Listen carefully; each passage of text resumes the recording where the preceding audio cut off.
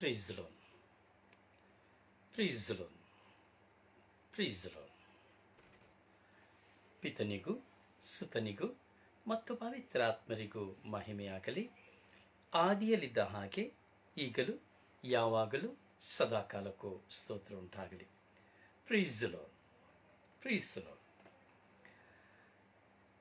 ಪ್ರಭು ಯೇಸುವಿನಲ್ಲಿ ನನ್ನ ಪ್ರಿಯ ಸಹೋದರ ಸಹೋದರಿಯರೇ, ದೇವರ ಮಕ್ಕಳೇ, ಪ್ರಭು ಯೇಸು ಕ್ರಿಸ್ತರ ಕೃಪಾಶೀರ್ವಾದವು, ದೇವರ ಪ್ರೀತಿಯು, ಶಾಂತಿಯು, ಸಮಾಧಾನವು, ಅನ್ಯೋನ್ಯತೆಯು, ಐಕ್ಯತೆಯು ನಮ್ಮೆಲ್ಲರೊಡನೆ ಇರಲಿ.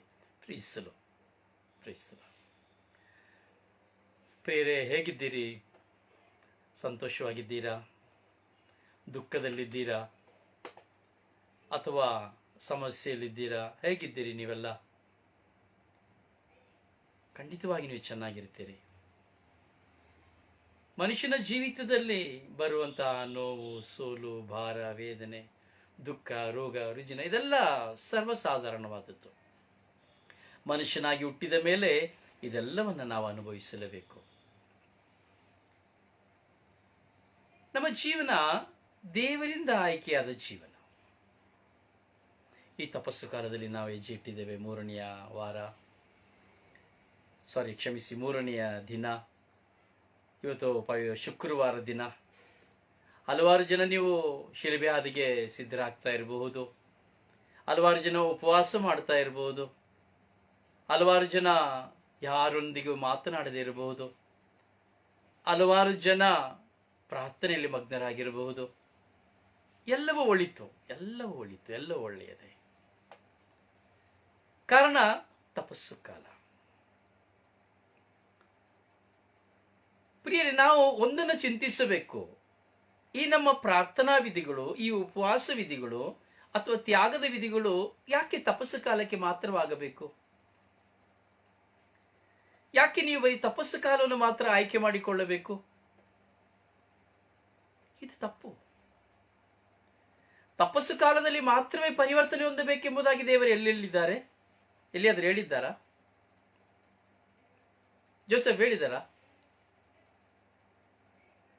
ನೀವು ತಪಸ್ಸು ಕಾಲದಲ್ಲಿ ಮಾತ್ರ ಉಪವಾಸ ಮಾಡಿ ಎಂಬುದಾಗಿ ಜೋಕಿಮ್ ನಿಮಗೆ ಹೇಳಿದ್ದಾರಾ? ಅಥವಾ ನೀವು ಈ ತಪಸ್ಸು ಕಾಲದಲ್ಲಿ ಮಾತ್ರ ನೀವು ಸಹನೆಯಿಂದಿರಿ ಎಂಬುದಾಗಿ ಪೌಲ್ ನಿಮಗೆ ಹೇಳಿದ್ದಾರಾ?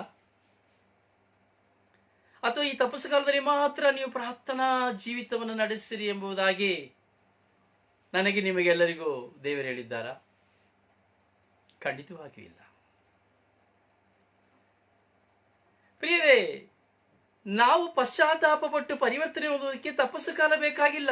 ಒಂದು ಪಕ್ಷ ನಾನು ತಪಸ್ಸು ಕಾಲವನ್ನು ಮಾತ್ರ ಆಚರಣೆಯಾಗಿ ತೆಗೆದುಕೊಂಡು ಇನ್ನು ಉಳಿದಿರತಕ್ಕಂತ ದಿನಗಳನ್ನ 365 ದಿನಗಳಲ್ಲಿ 40 ದಿನಗಳನ್ನು ತೆಗೆದು ಹಾಕಿ 320 ದಿನಗಳನ್ನು ಮಾತ್ರ 20 ದಿನಗಳನ್ನು ಬದಿಗೊತ್ತಿ ಕೇವಲ 40 ದಿನಗಳನ್ನು ಮಾತ್ರ ನಾನು ಸೀಮಿತವಾಗಿ ತೆಗೆದುಕೊಂಡು ನಾನು ಉಪವಾಸ, ಪ್ರಾರ್ಥನೆ, ತ್ಯಾಗದಲ್ಲಿ ಇರುತ್ತೇನೆ ಎಂಬುದಾದರೆ ಅದು ಸರಿಯಲ್ಲ. ಆಳವಾಗಿ ಚಿಂತಿಸಬೇಕು.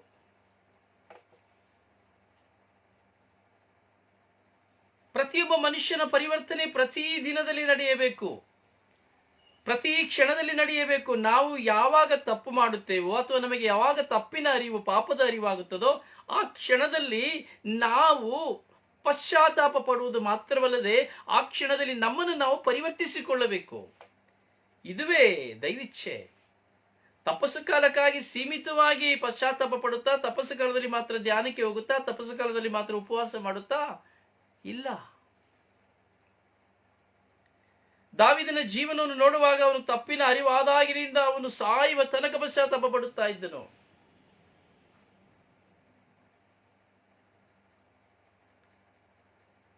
ಹೌದು ಪ್ರಿಯರೇ, ಈ ದಿನದಲ್ಲಿ ನಾವು ಈ 3ನೇ ದಿನದ ಧ್ಯಾನವನ್ನು ನಾವು ಚಿಂತಿಸಬೇಕಾದ್ರೆ ಇದು ಮುಖ್ಯವಾಗಿ ನಾನು ಪ್ರತಿ ದಿನದಲ್ಲಿಯೂ ನನಗೆ ತಪಸ್ಸಿನ ಕಾಲವಾಗಬೇಕು. ತಪಸ್ಸು ಅಂದರೆ ಎಲ್ಲಿಯೋ ಹೋಗಿ ಮರದ ಕೆಳಗೆ ಕುತ್ಕೊಂಡು ಅಥವಾ ಎಲ್ಲಿಯೋ ಒಂದು ಏಕಾಂಗಿಯಾಗಿ ಕುತ್ಕೊಂಡು ಅಥವಾ ಈ ತಪಸ್ಸು ಕಾಲದಲ್ಲಿ ಮಾತ್ರ ಎಲ್ಲಾ ದೇವಾಲಯಗಳಿಗೆ ನಾವು ಸಂದರ್ಶನವನ್ನು ಕೊಟ್ಟು ಪೂರ್ತೀಕರಣವಾಗುವುದಿಲ್ಲ, ಪೂರ್ತೀಕರಣವಲ್ಲ. ಅವೆಲ್ಲವೂ ಒಂದು ತ್ಯಾಗಮಯ ಜೀವಿತಕ್ಕೆ ಒಂದು ಸಂಕೇತಗಳು. ಒಂದು ದೇವಾಲಯವನ್ನು ಸಂಧಿಸಿ ಆ ದೇವಾಲಯದಲ್ಲಿ ಹೋಗಿ ಪ್ರಾರ್ಥಿಸುವುದು, ಒಂದು 10 ದೇವಾಲಯ 20 ದೇವಾಲಯ.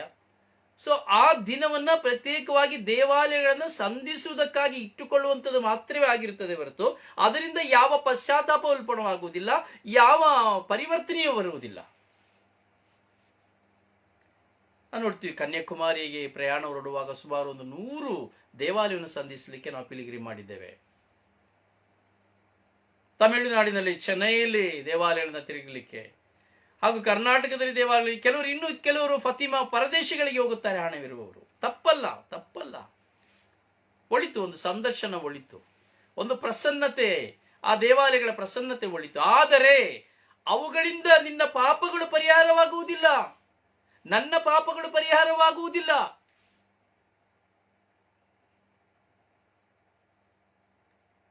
ಮೂರು ದಿನಗಳು ನಾನು ಧ್ಯಾನಕ್ಕೆ ಹೋಗಿ ಬಂದರೆ ನನ್ನ ಪಾಪಗಳು ಪರಿಹಾರವಾಗುವುದಿಲ್ಲ. ಅಥವಾ ದಿನಕ್ಕೆ ನನ್ನ 10 ಜಪಸರನ್ನು ತಿರುವಿದರೆ ನನ್ನ ಪಾಪವು ಪರಿಹಾರ ಆಗುವುದಿಲ್ಲ.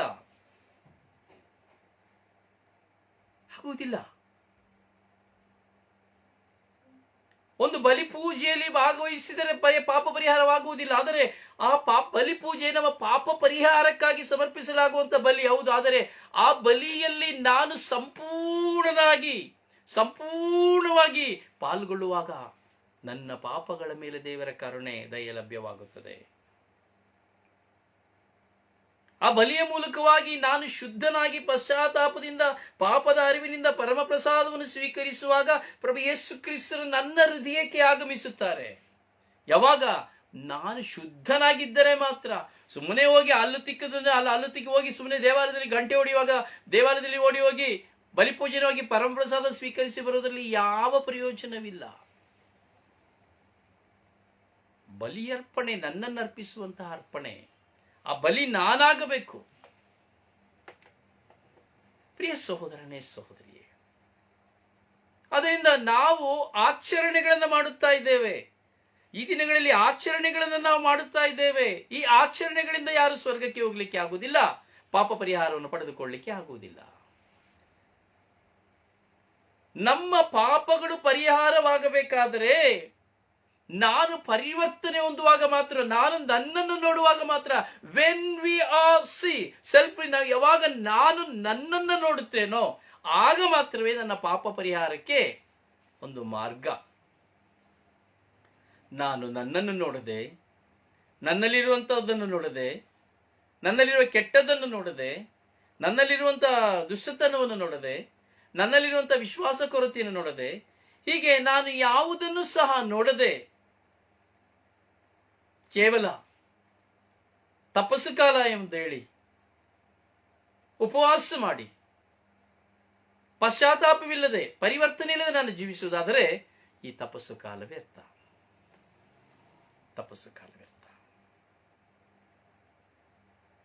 ಪ್ರಿಯರೇ, ನಾವು ಇವತ್ತು ಧ್ಯಾನಿಸುತ್ತೇವೆ ಎಂಬುದಾದರೆ ಹೋಶಾಯನ ಗ್ರಂಥವನ್ನು ತೆಗೆದುಕೊಳ್ಳುವಾಗ 14ನೇ ಅಧ್ಯಾಯದಲ್ಲಿ ನಾವು ಧ್ಯಾನಿಸಬೇಕಾದರೆ ಇಸ್ರಾಯೇಲರಿಗಾಗಿ ಹೋಶಾಯ ಪ್ರಾರ್ಥನೆ ಮಾಡುತ್ತಾನೆ.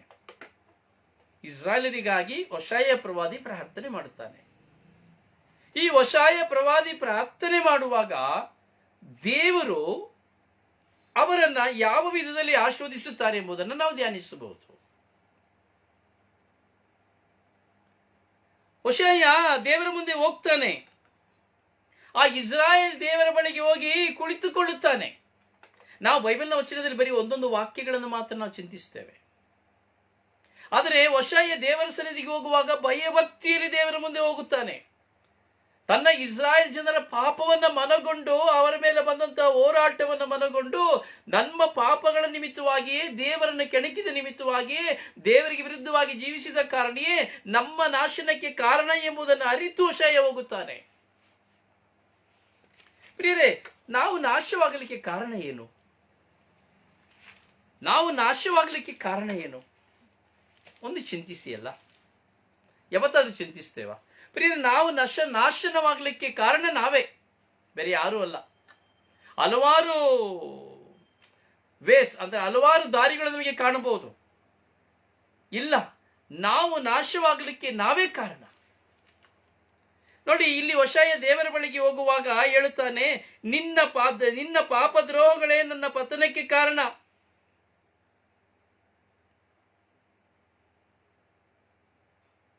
ದೇವರು ಹೇಳ್ತಾರೆ, ನೀ ನನ್ನ ಬಳಿಗೆ ತಿರುಗು, ನನ್ನ ಬಳಿಗೆ ತಿರುಗಿಕೊಳ್ಳಿರಿ. ನಿಮ್ಮ ಪತನಕ್ಕೆ ಕಾರಣ ನಿಮ್ಮ ಪಾಪದ್ರೋಹಗಳೇ. ಪ್ರಿಯರೇ, ನಮ್ಮ ನಾಶನಕ್ಕೆ ಕಾರಣ ಪಾಪದ್ರೋಹಗಳೇ, ಕೆಟ್ಟವುಗಳು, ನಮ್ಮೊಳಗಿರುವ ಕೆಟ್ಟವುಗಳು. ಪ್ರಿಯರೇ, ಪ್ರತಿಯೊಬ್ಬ ಮನುಷ್ಯನಲ್ಲಿ ಒಳಿತು ಕೆಡುಕು ಎರಡು ಇದೆ, ಹೌದಲ್ಲ? ಒಳಿತು ಕೆಡುಕು ಎರಡು ಇದೆ. ಹೆಚ್ಚಾಗಿ ಪ್ರಾರ್ಥಿಸುವವರಿದ್ದಾರೆ, ಸ್ವಲ್ಪ ಮಟ್ಟಿಗೆ ಪ್ರಾರ್ಥಿಸುವವರಿದ್ದಾರೆ, ಪ್ರಾರ್ಥಿಸದೇ ಇರುವವರು ಇದ್ದಾರೆ. ಸೊ ಪ್ರಾರ್ಥಿಸಿದ ಮಾತ್ರಕ್ಕೆ ಯಾರು ಸ್ವರ್ಗಕ್ಕೆ ಹೋಗುವುದಿಲ್ಲ. ಶುಭ ಸಂದೇಶವನ್ನು ಸಾರಿದ ಮಾತ್ರಕ್ಕೆ ಯಾರು ಸ್ವರ್ಗ ರಾಜ್ಯಕ್ಕೆ ಹೋಗುವುದಿಲ್ಲ. ಅಥವಾ ಅದ್ಭುತಗಳನ್ನು ಮಾಡಿದ ಮಾತ್ರಕ್ಕೆ ಯಾರು ಸ್ವರ್ಗ ರಾಜ್ಯಕ್ಕೆ ಹೋಗುವುದಿಲ್ಲ. ಅಥವಾ ಒಂದು ಅಭಿಷಕ್ತನಾಗಿ ಕರೆ ಹೊಂದಿದ ಮಾತ್ರಕ್ಕೆ ಯಾರು ಸ್ವರ್ಗ ರಾಜ್ಯಕ್ಕೆ ಹೋಗುವುದಿಲ್ಲ. ಅಥವಾ ನನಗೆ ಪ್ರವಾದನೆ ಉಂಟು ಎಂದು ಹೇಳಿದ ಮಾತ್ರಕ್ಕೆ ಸ್ವರ್ಗ ರಾಜ್ಯಕ್ಕೆ ಹೋಗಲು ಸಾಧ್ಯವಿಲ್ಲ. ಯಾವ ವ್ಯಕ್ತಿ ಆದರೂ ಸಹ, ಈ ಲೋಕದಲ್ಲಿ ಜನಿಸಿದ ಯಾವ ವ್ಯಕ್ತಿ ಆದರೂ ಸಹ, ಅವನು ತನ್ನ ಪಾಪಗಳ ಬಗ್ಗೆ ಕುರಿತು ಚಿಂತಿಸಿ ಪಾಪ ದೋಷಗಳಿಂದ ವಿಮುಕ್ತನಾಗಲು ಪಶ್ಚಾತ್ತಾಪದ ಹೃದಯದಿಂದ ದೇವರ ಮುಂದೆ ತೆರೆದ ಹೃದಯವುಳ್ಳವನಾಗಿ ತನ್ನ ಹೃದಯವನ್ನು ಸೀಳಿಕೊಂಡು ಹೋಗುವಾಗ ಮಾತ್ರವೇ ಸ್ವರ್ಗರಾಜ್ಯಕ್ಕೆ ಹೋಗಲು ಸಾಧ್ಯ. ಪ್ರಿಯ, ಸ್ವರ್ಗರಾಜ್ಯವನ್ನು ಕುರಿತು ಮನುಷ್ಯನಿಗೆ ಚಿಂತಿಸಲು ಸಮಯವಿಲ್ಲ. ಸ್ವರ್ಗರಾಜ್ಯವನ್ನು ಚಿಂತಿಸಲು ಸಮಯವಿಲ್ಲ ಮನುಷ್ಯನಿಗೆ.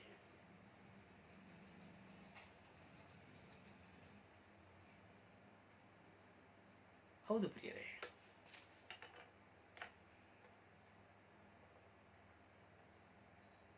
ನಮ್ಮ ಪಾಪದ್ರೋಹಗಳು ಹೆಚ್ಚಿ ಹೋಗಿದೆ.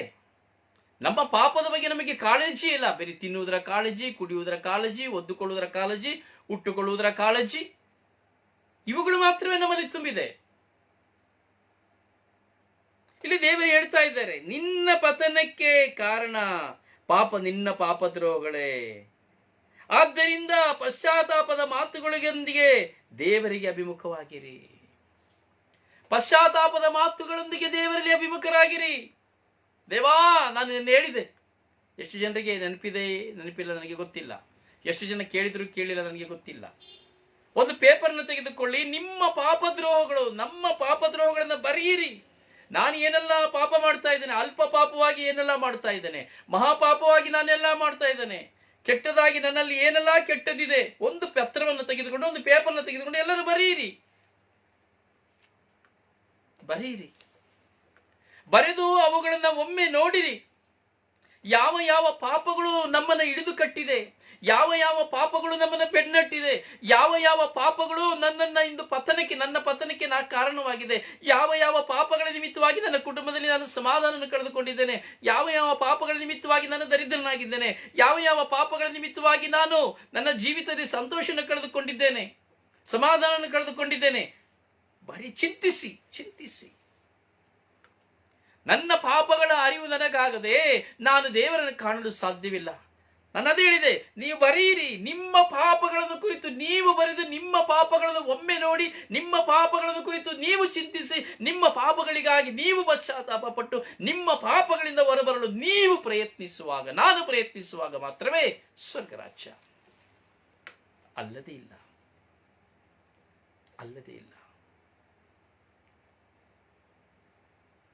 ಪ್ರಿಯ ಸಹೋದರನೇ, ಸಹೋದರಿ,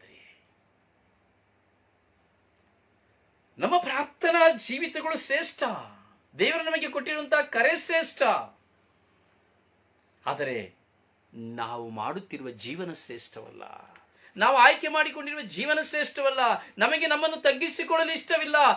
ನಾವು ನಮ್ಮನ್ನು ತಗ್ಗಿಸಿಕೊಂಡು ಪರಿವರ್ತನೆಗೊಳ್ಳಲು ಇಷ್ಟವಿಲ್ಲ. ನಮಗೆ ಯಾರು ನಮ್ಮ ಪಾಪಗಳನ್ನು, ತಪ್ಪುಗಳನ್ನು ತೋರಿಸುವುದು ಇಷ್ಟವಿಲ್ಲ. ಯಾರು ನೀನು ಮಾಡುತ್ತಿರುವುದು ತಪ್ಪು ಎಂದು ಹೇಳುವುದು ಇಷ್ಟವಿಲ್ಲ. ನಾನು ಮಾಡುತ್ತಿರುವುದು ಸರಿ, ನಾನು ಸರಿ ಎಂಬುದಾಗಿ ಒಬ್ಬ ಪ್ರಬೋಧಕನಾಗಿ, ಒಬ್ಬ ಯಾಜಕನಾಗಿ, ಒಬ್ಬ ಪಾಸ್ಟರ್ ಆಗಿ, ಸಭಾಪಾಲಕನಾಗಿ, ಪ್ರಾರ್ಥಿಸುವರಾಗಿ ಸಂಭಾಷಣೆಗಳನ್ನು ಮಾತ್ರ ನಾವು ನೋಡುತ್ತಾ ಇದ್ದೇವೆ. ಅಲ್ಲ ಜೋಸೆಫ್?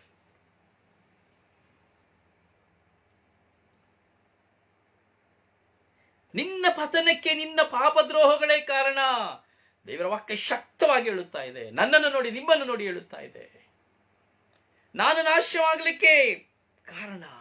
ನೋಡಿ, ಎಷ್ಟೋ ಜನ ಇರ್ತಾರೆ ಜೀವನದಲ್ಲಿ. ನನ್ನೊಬ್ಬ ಸ್ನೇಹಿತ ಇದ್ದಾನೆ. ಅವರ ತಂದೆ ಅವನಿಗೆ 1,00,00,000 ಅವನ ಹೆಸರಿನಲ್ಲಿ ಇಟ್ಟಿದ್ರು. ಸಾಯುವ ತನಕ ಹಣ ಕೊಟ್ಟಿರಲಿಲ್ಲ ಅವನ ಕೈಯಲ್ಲಿ. ಅವರಿಬ್ಬರು ಅಣ್ಣ ತಮ್ಮಂದಿರಾಗಿದ್ದರು. ಇಬ್ಬರು 50 ಲಕ್ಷವನ್ನು ತೆಗೆದುಕೊಳ್ಳಬೇಕಾಯಿತು. ಅವರಿಗೆ ಸಾಕಷ್ಟು ಆಸ್ತಿಗಳು, ಮನೆಮಠಗಳಿದ್ದವು. ಅದಲ್ಲದೆ ತಂದೆ ಮರಣ ಹೊಂದಿದರು. ತಂದೆ ಮರಣ ಹೊಂದುವುದಕ್ಕೆ ಮುಂಚಿತವಾಗಿ ಎಷ್ಟೋ ತಿಳುವಳಿಕೆಯನ್ನು ಕೊಟ್ಟು ಅವರ ಕೈಯಲ್ಲಿ ಹಣವನ್ನು ಕೊಡುತ್ತಾ ಇರಲಿಲ್ಲ. ಆದರೆ ತಂದೆ ಮರಣ ಹೊಂದ ಬಳಿಕ ಸಹೋದರರಲ್ಲಿ ವಿಭಜನೆ, ಹಣವನ್ನು ಹಂಚಿಕೊಳ್ಳಲು ಪ್ರಾರಂಭಿಸಿದರು. ತಾಯಿಯ ಮಾತನ್ನು ಕೇಳಲಿಲ್ಲ. ತಾಯಿ ಹೇಳ್ತಾ ಇದ್ರು, ಅಯ್ಯೋ ನಿಮ್ಮ ತಂದೆ ಕಷ್ಟಪಟ್ಟು ಸಂಪಾದನೆ ಮಾಡಿದಂತಹ ಹಣ, ದುಡಿದು ಸಂಪಾದನೆ ಮಾಡಿದಂತಹ ಹಣ ಇವತ್ತಿನ ಹಣ ಅಲ್ಲ ಪ್ರಿಯರೇ. ಅವರ ತಂದೆ ದುಡಿದು ಸುಮಾರು 30 ವರ್ಷಗಳ ಹಿಂದೆ, 40 ವರ್ಷಗಳ ಹಿಂದೆ ದುಡಿದಂತಹ ಹಣ. ಅವರ ತಂದೆ ಮರಣ ಹೊಂದಿ ಸುಮಾರು 30 ವರ್ಷಗಳಾಯಿತು.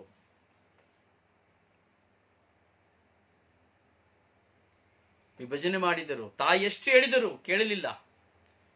ಹಣವನ್ನು ತೆಗೆದುಕೊಂಡರು. ಕೆಟ್ಟವರ ಸಹವಾಸ ಮಾಡಿದರು. ಜೂಜಾಡುವವರ ಸಹವಾಸ ಮಾಡಿದರು. ಕುಡಿಯುವವರ ಸಹವಾಸ ಮಾಡಿದರು. ಪಾಪ ಜೀವನ ಮಾಡುವವರ ಸಹವಾಸ ಮಾಡಿದರು. ಬಂಗಾರಗಳನ್ನು ತೊಟ್ಟುಕೊಂಡರು. ಮೈ ತುಂಬ ಬಂಗಾರ, ಕುತ್ತಿಗೆ ತುಂಬ ಬಂಗಾರ, ಕೈಕು ತುಂಬ ಬಂಗಾರ. ಬಡ್ಡಿ ವ್ಯವಹಾರವನ್ನು ಪ್ರಾರಂಭಿಸಿದರು.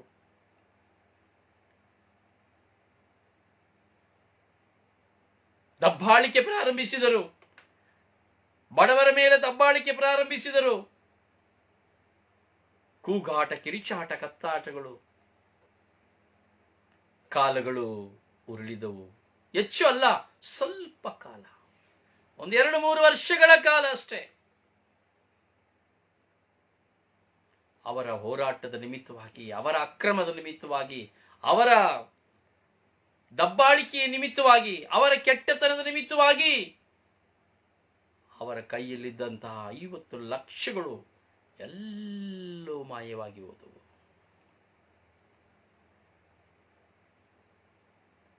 ಎಲ್ಲವೂ ಕಣ್ಮರೆಯಾಗಿ ಹೋಯಿತು. ಅದರಿಂದ ಸಂಪಾದನೆ ಮಾಡಿದ ಬಡ್ಡಿ ಹಣದಿಂದ ಶೇಖರಿಸಿ ಮಾಡಿದಂತಹ ಹಣ ಕೊರೋನಾ ಬರುವಾಗ ಎಲ್ಲರೂ ಊರು ಬಿಟ್ಟು ಓಡಿ ಹೋದರು. ಉಳಿದಿದ್ದು ಜಮೀನುಗಳು. ಅದನ್ನು ಮಾರಿದರು, ಜೂಜಾಡಿದರು. ಆಸೆಗೆ ಆಸೆ ಕಟ್ಟಿ ಜೂಜಾಡಿದರು. ಎಲ್ಲವೂ ಬರಿದಾಯಿತು. ದರಿದ್ರರಾಗಿ ಹೋದರು.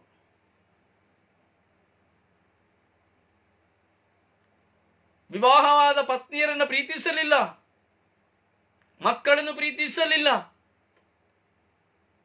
ಪತಿ ಪತ್ನಿಯರು ದೂರಾದರು. ಏನು ಕಾರಣ?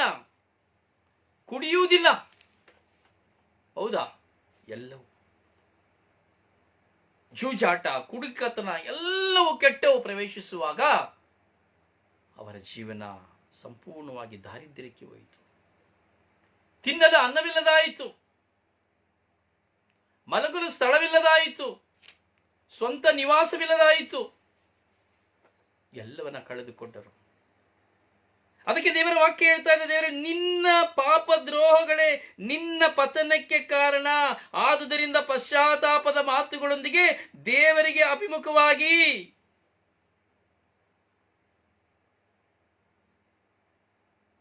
ಪಶ್ಚಾತ್ತಾಪದಿಂದ ದೇವರಿಗೆ ಅಭಿಮುಖರಾಗಬೇಕು. ಹಣ ದೇವರು ನಮಗೆ ಕೊಡುತ್ತಾರೆ ಯಾವುದಕ್ಕಾಗಿ? ನಾವು ಜೀವಿಸುವುದಕ್ಕಾಗಿ. ಆದರೆ ಹಣ ಶಾಶ್ವತವಲ್ಲ. ಇಂದು ನಿನ್ನ ಕೈಯಲ್ಲಿ, ನಾಳೆ ನನ್ನ ಕೈಯಲ್ಲಿ, ನಾಡಿದ್ದು ಮತ್ತೊಬ್ಬರ ಕೈಯಲ್ಲಿ, ಇನ್ನು ನಾಡಿದ್ದು ಈ ಮಗದೊಬ್ಬರ ಕೈಯಲ್ಲಿ. ಪಶ್ಚಾತ್ತಾಪ. ನಾವು ನಾಶವಾಗಲು ನಾವೇ ಕಾರಣ, ದೇವರಲ್ಲ. ನಾವು ನಾಶವಾಗಲು ನಾವೇ ಕಾರಣ, ದೇವರಲ್ಲ. ನೀನು ನಾಶವಾಗಲು ನೀನೇ ಕಾರಣ, ನಿನ್ನ ದೇವರಲ್ಲ, ನಿನ್ನ ಮಕ್ಕಳಲ್ಲ, ಅಥವಾ ನಿನ್ನ ಪತಿಯಲ್ಲ, ನಿನ್ನ ಪತ್ನಿಯಲ್ಲ. ಪ್ರತ್ಯೇಕವಾಗಿ ನೀನು ನಾಶವಾಗಲು ನೀನೇ ಕಾರಣ. ಚಿಂತಿಸು ನನ್ನ ಸಹೋದರನೇ, ಸಹೋದರಿಯೇ, ಚಿಂತಿಸು. ಇದನ್ನೇ ಹೊಶಾಯ ಹೇಳುತ್ತಾ ಇದ್ದಾನೆ. ಹೊಶಾಯನಿಗೆ ದೇವರು ಸಹ ಹೇಳುತ್ತಾ ಇದ್ದಾರೆ. ಕೊನೆಗೆ ದೇವರ ಬಳಿ ಹೋದಂತಹ ಯೆಶಾಯ ಹೇಳುತ್ತಾ ಇದ್ದಾನೆ, ಪ್ರಭುವೇ, ನಮ್ಮ ಅಪರಾಧಗಳನ್ನು ತೊಡೆದು ಹಾಕು. ಇಸ್ರಾಯೇಲರು ಮಾಡಿದ ಅಪರಾಧಗಳನ್ನು ತೊಡೆದು ಹಾಕು. ನಾವು ಮಾಡಿರುವಂತಹ ಈ ಪಾಪದೋಷಗಳನ್ನು ತೊಡೆದು ಹಾಕು. ನಮಗೆ ಸಹಿಸಲಾಗುತ್ತಿಲ್ಲ.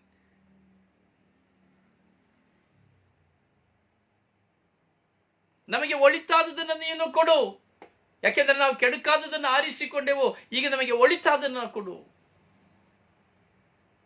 ದೇವರಲ್ಲಿ ಯಾಚಿಸುತ್ತಾ ಇದ್ದಾನೆ, ನೀನು ನಮಗೆ ಒಳಿತಾದನ್ನು ಕೊಡು, ಆಗ ನಾವು ನಿಮಗೆ ಸ್ತುತಿ ಬಲಿಯನ್ನು ಅರ್ಪಿಸ್ತೇವೆ. ಈಗ ನಮಗೆ ಸ್ತುತಿ ಬಲಿಯನ್ನು ಅರ್ಪಿಸಲಿಕ್ಕೆ ಆಗ್ತಾ ಇಲ್ಲ. ಯಾಕಂದ್ರೆ ನಾವು ಪಾಪದಲ್ಲಿರುವ ಕಾರಣ, ಪಶ್ಚಾತ್ತಾಪವಿಲ್ಲದ ಕಾರಣ ನಾವು ಅರ್ಪಿಸುವಂತ ಬಲಿ ವ್ಯರ್ಥವಾಗಿದೆ. ಆದ್ರಿಂದ ನಿನ್ನ ಕರುಣೆ ನಮ್ಮ ಮೇಲೆ ಬೀಳುವ ತನಕ, ನೀನು ನನ್ನ ಮೇಲೆ ದಯೆ ತೋರುವ ತನಕ ನಾನು ಬಲಿಯನ್ನು ಅರ್ಪಿಸುವುದಿಲ್ಲ. ಆದ್ರಿಂದ ನಿನ್ನ ಕರುಣೆಯನ್ನು ನನ್ನ ಮೇಲೆ ಸುರಿಸು. ನಮಗೆ ಒಳಿತಾದದನ್ನ ಮಾಡಿ, ಒಳಿತಾದದನ್ನ ಅಂಗೀಕರಿಸು. ನಿಮಗೆ ಸ್ತುತಿ ಬಲಿಯನ್ನು ಸಮರ್ಪಿಸುವೆವು. ಇಲ್ಲದಿದ್ದರೆ ಅಸ್ಸೀರಿಯ ಜನರಿಂದ ನಮಗೆ ರಕ್ಷಣೆ ಸಿಕ್ಕುವುದಿಲ್ಲ. ದೇವಾ ಕರುಣಿಸು ಎಂಬುದಾಗಿ ಗೋಳಾಡಿ ಪ್ರಾರ್ಥಿಸುತ್ತಾನೆ ಹೋಶಾಯ ಇಸ್ರಾಯೇಲರ ಮಧ್ಯಸ್ಥಿಕೆಯಾಗಿ. ಅಂತಿಂದ ನಾವು ನೋಡುತ್ತೇವೆ, ನಾವು ಸಹ ನೋಡಿ, ನಿಮ್ಮ ಕುಟುಂಬದಲ್ಲಿಯೂ ಸಹ, ನನ್ನ ಕುಟುಂಬದಲ್ಲಿ ನೋಡಿ, ಹೆಂಡತಿ ಸರಿ ಇಲ್ಲ ಅಂದ್ರೆ, ಗಂಡ ಸರಿ ಇಲ್ಲ ಅಂದ್ರೆ, ಮಕ್ಕಳು ಸರಿ ಇಲ್ಲ ಅಂದ್ರೆ, ಯಾರಾದ್ರೂ ಕೊರತೆಗಳಿದ್ರೆ ನಾವೇನ್ ಮಾಡ್ತೇವೆ? ಅಯ್ಯೋ ಪ್ರಾರ್ಥನೆ ಮಾಡಿ, ಅಯ್ಯೋ ಪ್ರಾರ್ಥನೆ ಮಾಡಿ, ನೀನು ಪ್ರಾರ್ಥನೆ ಮಾಡು, ನೀನು ಪ್ರಾರ್ಥನೆ ಮಾಡು. ಅಯ್ಯೋ ದೇವಾ, ನನ್ನ ಮಗಳು ಪಾಪ ಮಾಡಿದ್ದಾನೆ, ನನ್ನ ಮಗ ತಪ್ಪು ಮಾಡ್ತಾ ಇದ್ದಾನೆ, ನನ್ನ ಹೆಂಡತಿ ತಪ್ಪು ಮಾಡ್ತಾ ಇದ್ದಾನೆ, ನನ್ನ ಗಂಡ ತಪ್ಪು ಮಾಡ್ತಾ ಇದ್ದಾನೆ. ಅಯ್ಯೋ ನಮ್ಮಲ್ಲಿ ಸಮಾಧಾನ ಇಲ್ಲ, ಸಂತೋಷ ಇಲ್ಲ, ನೆಮ್ಮದಿ ಇಲ್ಲ. ದೇವಾ ನನ್ನ ಮೇಲೆ ಕರುಣೆ ತೋರಿಸು, ದೇವಾ ನನ್ನ ಕುಟುಂಬದ ಮೇಲೆ ಕರುಣೆ ತೋರಿಸು ಎಂಬುದಾಗಿ ಕುಟುಂಬದಲ್ಲಿರುವಂತಹ ಒಂದು ವ್ಯಕ್ತಿ ಪ್ರಾರ್ಥಿಸಲು ಪ್ರಾರಂಭಿಸುತ್ತಾನೆ, ಕುಟುಂಬದಲ್ಲಿರುವಂತಹ ಎಲ್ಲರಿಗಾಗಿ. ನೀವು ಸಹ ಹಾಗೆ ಆಗಿರ್ಬೋದಲ್ಲ? ಹೌದಾ ಚಿನ್ನರಾಜ್? ನೀವು ಪ್ರಾರ್ಥಿಸ್ತೀರಾ ಚಿನ್ನರಾಜ್?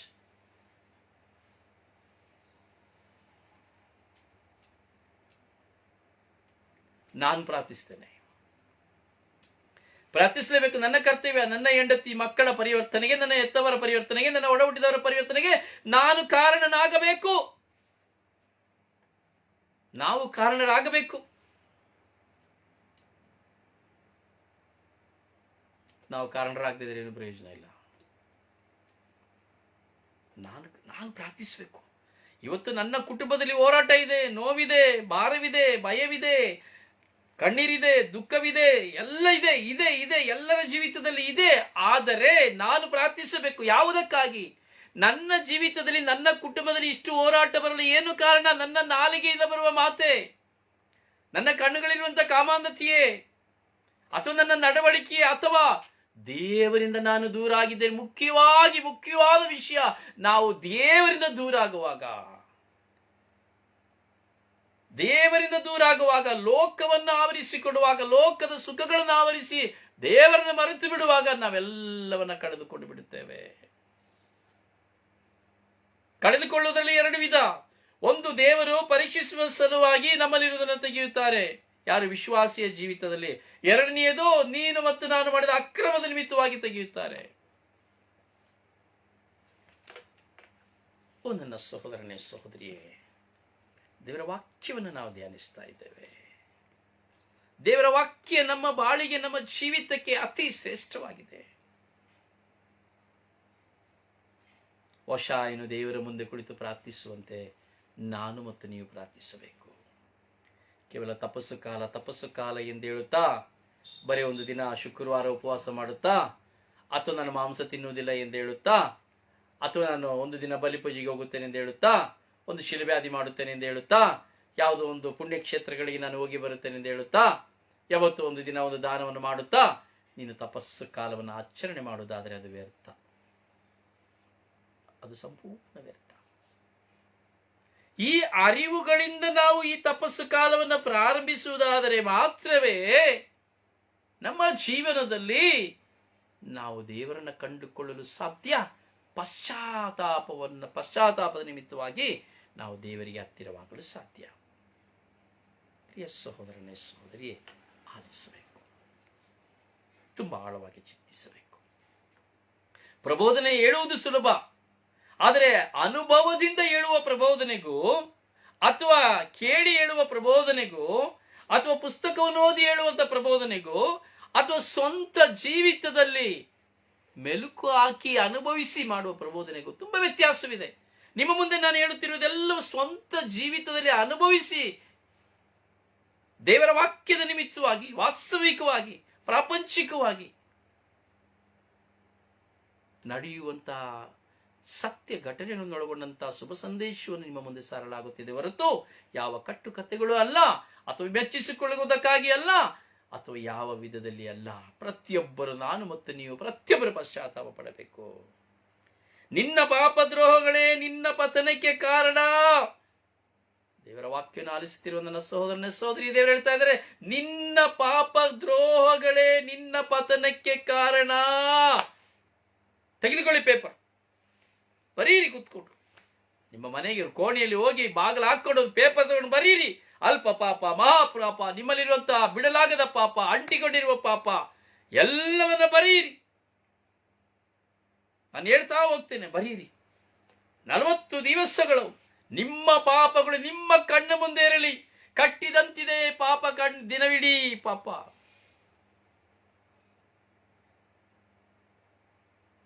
ಕಟ್ಟಿದಂತಿದೆ ದಿನವಿಡೀ ಪಾಪ ನನ್ನ ಕಣ್ಣುಗಳಿಗೆ ಎಂಬುದಾಗಿ ಕೀರ್ತನೆಗಾರನಲ್ಲಿ ದಾವೀದ ಹೇಳುತ್ತಾ ಇದ್ದಾನೆ 51ನೇ ಅಧ್ಯಾಯದಲ್ಲಿ.